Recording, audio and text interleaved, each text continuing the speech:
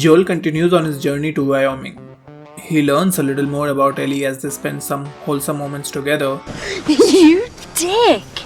Later on their trip, they are attacked by a group known as the Hunters. They manage to escape thanks to Little Miss Badass. But they now have to find an exit out of the city since other members of the tribe are looking for them. We learn Joel was part of such a group that would do anything to survive. But he was mostly there to keep an eye on his brother. They end up taking a nap and they wake up with guns pointed at their face. And that's all that happened in episode 4 of the show. The only plot advancing events of episode 3 was Joel and Ellie getting a trap, also some guns, and a shower. Piotr needed that. In episode 2, what happened in episode 2? Yeah, Tess died after a weird sangam between the living and the dead. Wait, can we not look at that? That makes me wonder, does The Last of Us have a pacing problem? And that made my friend wonder. What is a pacing problem? A pacing problem exists with a show when it has to spread small plot advancements to longer duration by adding random fillers, like shots of moving vehicles, to complete the episode. Another post-apocalyptic show to have suffered the pacing problem in its later seasons is AMC's The Walking Dead. Nothing seems to move until it's the mid-season or the season finale. Alexandria will not fall! Not on this day! A lot of people compare The Last of Us to The Walking Dead because of their similar tones. So are their fates also similar?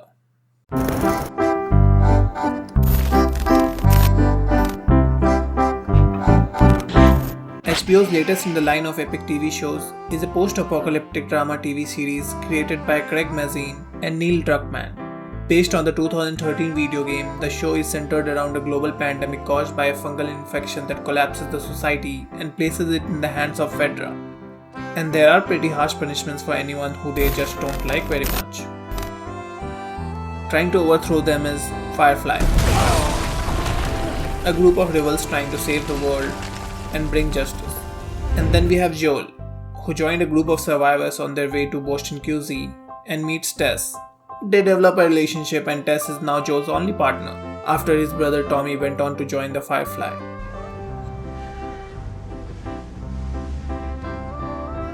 Joel, having lost the human side of himself post-pandemic, does odd jobs in the QZ. Ellie is an amazing plot device and somehow immune to fungus. She is now the only hope of undoing this apocalyptic mess in the world. But that was the summary of the first episode. We saw everything. The events leading to the outbreak itself, and the post-apocalyptic world. We saw Fedra, the Firefly, and the greater mission that will define the rest of the season. Not much has happened to take the plot forward since then. And in spite of all the slowness, why is the show still liked? We see the majority of the first episode through the eyes of Sarah Miller, as she goes about her day. We see her as a caring daughter trying to make her father's birthday as special as possible. She spends time with her neighbors. And all of that has everything to do with the shock value that the show delivers on later.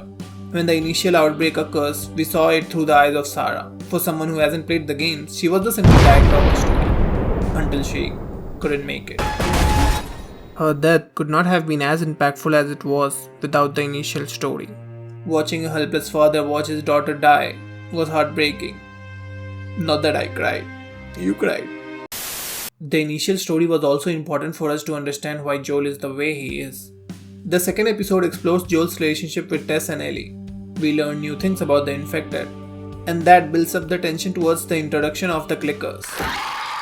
And we lose Tess, who sacrifices herself, giving Joel's life a bigger meaning and purpose. Can we never have that on the screen? The third episode is the story of Bill and Frank. Where do I even begin? That was the first love story we got in the series, and it was beautifully done, right from the start. Who would have thought watching two men having strawberries would give such a warm feeling? It was a beautiful and complete love story, one that will make you believe even in times when societies cease to exist, true love never dies. Bill and Frank make us believe in love again. It sets the overall theme for the show moving forward. I would have loved to see more of Bill and Frank assisting Joel in his mission forward, or the entire love arc could have been a 2-hour spin-off episode, like most games have, in the form of extras. Yes, a 2-hour cut of the third episode does exist, as confirmed by the show writers. The fourth episode continues the slow pace of the story, and it works in the favor of characters. getting to know the characters more Oh, what the fuck is that? help us care about them. While the hunters attack Joel and Ellie later in the episode, I felt bad for the vehicle, knowing it was Bill and Frank's truck that they were shooting at. And that would not have been the case if we didn't slowly walk our way through the show. Watching little Ellie have no option but to take a shot makes me feel sorry for her. It isn't fair, your age, having to deal with all of this. So it gets easier when you get older? A slow burn is only as good as its payoff. Remember the slow burn of a show that HBO came out with last year?